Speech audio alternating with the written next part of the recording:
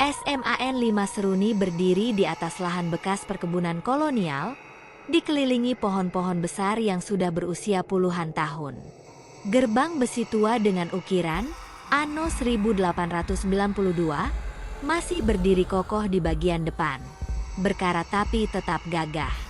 Langit-langit ruang kelasnya tinggi, dengan jendela-jendela kayu besar yang kadang berderit sendiri saat angin lewat.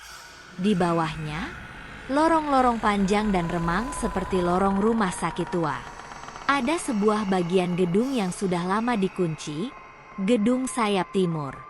Konon, tempat itu dulu adalah asrama murid perempuan ketika sekolah ini masih berupa HBS, Hogereberger School, zaman Belanda. Sekarang, tak ada yang boleh masuk ke sana, bahkan guru-guru sekalipun. Tapi siswa kerap merasa seperti diawasi saat melintas di dekatnya. Serasa ada mata yang ngikutin dari balik tirai kotor itu, kata Tegar, siswa kelas 11 IPS 2. Meski begitu, kehidupan sekolah berjalan seperti biasa. Sampai kelas 11 IPS 2 mulai mengalami hal-hal aneh yang tak bisa dijelaskan logika.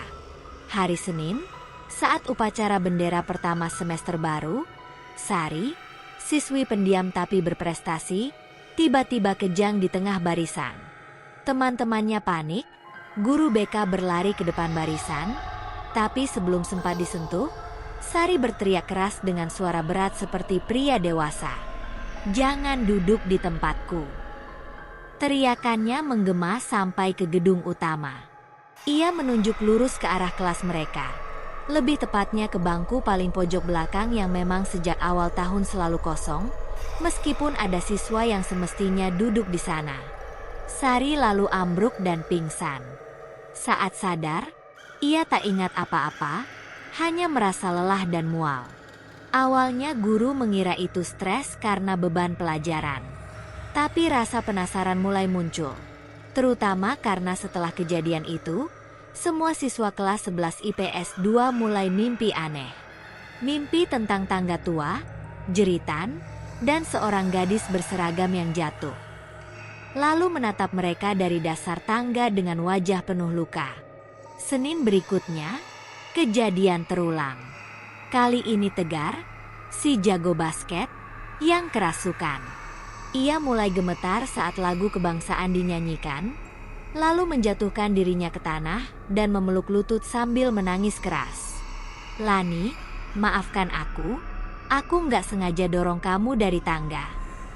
Semua siswa terdiam. Guru-guru saling menatap, bingung. Siapa itu Lani? Dan apa maksud kata-kata Tegar? Yang membuat semuanya lebih aneh. Tegar bahkan tak kenal nama itu. Setelah sadar, ia bersumpah tidak tahu siapa Lani. Tapi ia mengaku melihat sosok gadis berambut panjang berdiri di balik bendera saat upacara. Matanya hitam semua. "Kah? Mukanya nggak kayak manusia," katanya gemetar. Beberapa guru mulai merasa gelisah. Apalagi karena kerasukan hanya terjadi di kelas 11 IPS 2 dan selalu terjadi saat upacara, hari yang sakral untuk sekolah itu. Salah satu guru senior, Pak Rahmat, sempat berkata lirih. "Dulu juga pernah ada kejadian kayak gini tahun 90-an. Satu kelas dihentikan karena terlalu banyak yang kerasukan. Tapi waktu itu namanya bukan Lani." Informasi itu membuat Bu Hesti, wali kelas 11 IPS 2, mulai menggali catatan lama sekolah. Ia menemukan berkas usang yang nyaris tak terbaca.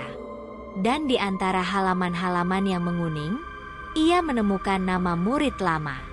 Lani Maharani meninggal 1998. Sebab kematian, jatuh dari tangga belakang. Kasus ditutup. Tidak ada saksi. Namun di marin bawah catatan itu, ada tulisan tangan yang berbeda. Samar tapi terbaca. Lani tidak jatuh. Dia didorong. Tapi siapa? Dan kenapa bangkunya tetap disiapkan setiap tahun?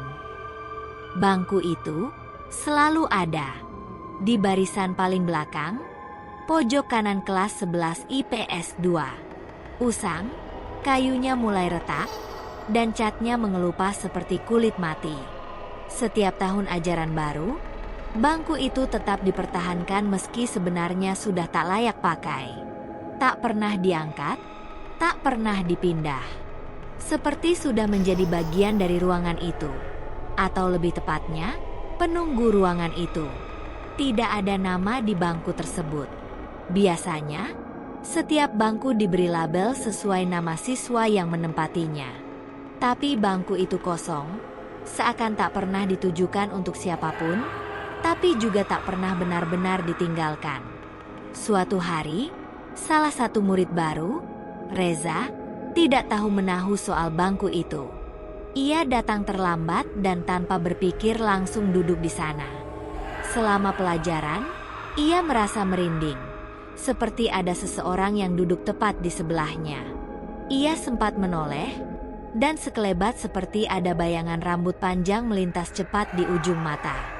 Malam harinya, Reza bermimpi.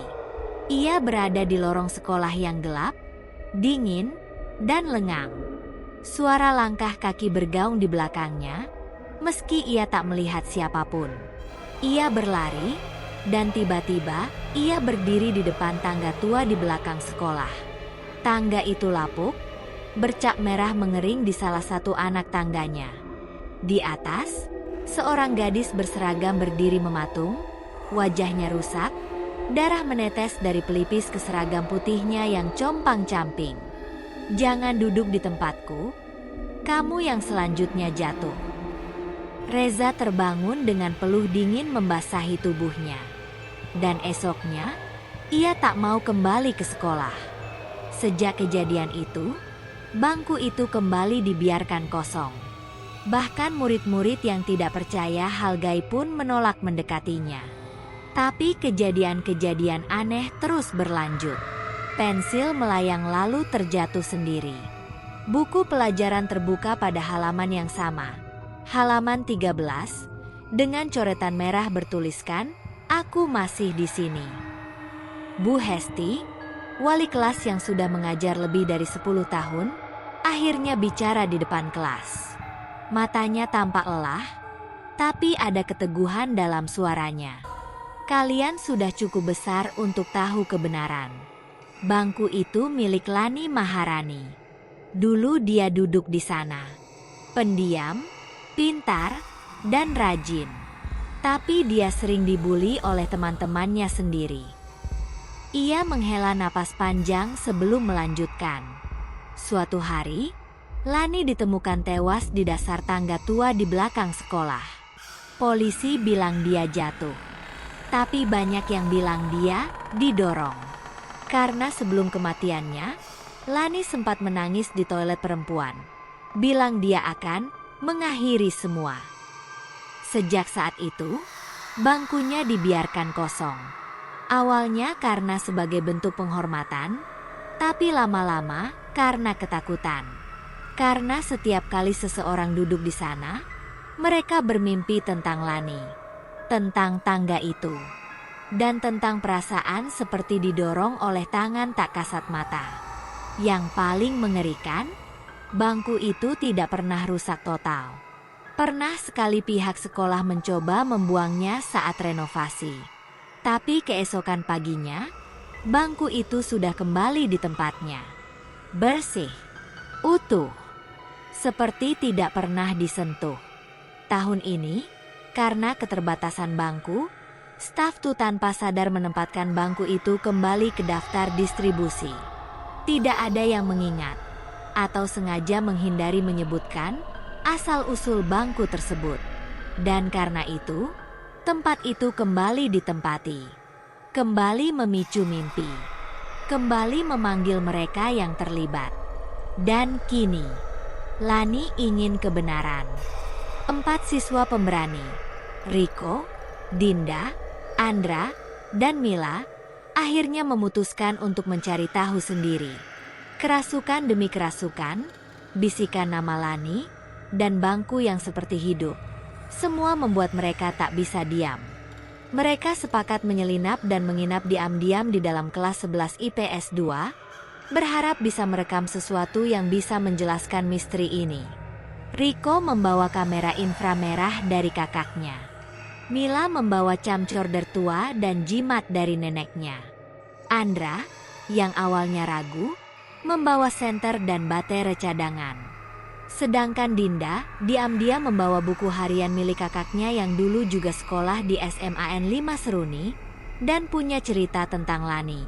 Mereka masuk lewat jendela perpustakaan sekitar pukul 11 malam. Lorong sekolah yang biasanya riuh, kini berubah menjadi kuburan raksasa yang sunyi. Tiap langkah kaki menggema, tiap bayangan terasa lebih panjang dan ganjil. Udara dingin menusuk. Jam berdetak lambat. Jam 26 waktu Indonesia Barat. Suhu mendadak turun. Nafas mereka tampak di udara. Rico melihat layar kamera dan tiba-tiba berbisik.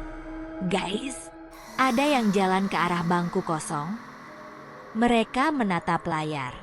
Sosok perempuan berseragam, rambut panjang menutupi sebagian wajahnya, melangkah pelan ke dalam kelas. Langkahnya tak terdengar, kakinya seolah tidak menyentuh tanah. Ia berhenti di depan bangku kosong itu, menunduk, lalu menghilang begitu saja. Lampu kelas berkedip. Senter Andra padam. Tiba-tiba, Mila menjerit dan tubuhnya melayang sedikit dari lantai sebelum jatuh ke belakang, mengejang keras. Suara berat keluar dari mulutnya, bukan suara Mila. Mata terbuka, putih semua. Lidah menjulur dan tubuhnya seperti dikendalikan sesuatu. "Satu dari kalian tahu yang sebenarnya. Siapa yang dorong aku malam itu?" Andra langsung jatuh pingsan, tubuhnya membeku karena ketakutan. Rico hanya bisa mematung, mulutnya terbuka tanpa suara. Dinda, yang paling sering bermimpi tentang Lani, menangis histeris sambil memeluk tubuh Mila yang masih menggeliat. "Sudah cukup diam. Aku melihatnya. Kalian juga. Kalian tahu. Tapi tidak ada yang bicara. Aku tidak jatuh. Aku didorong. Dan dia di antara kalian." Mila tiba-tiba terdiam. Matanya kembali normal, tapi tubuhnya lunglai. Ia tidak sadar. Hanya menggumam. "Tangga itu licin, tapi bukan aku yang terpeleset." Pukul 3.10 waktu Indonesia Barat. Mereka semua akhirnya berhasil keluar dari sekolah dengan bantuan penjaga malam yang menemukan mereka di depan aula, ketakutan dan berkeringat. Mila tidak ingat apa-apa. Andra masih gemetar. Rico berulang kali memutar ulang rekaman dari kamera, tapi sosok perempuan itu tak terekam. Yang tersisa hanya bayangan samar dan suara pelan yang muncul di bagian akhir rekaman. Suara yang bukan suara siapapun di ruangan itu. "Aku masih di sini, dan aku ingat siapa yang membunuhku."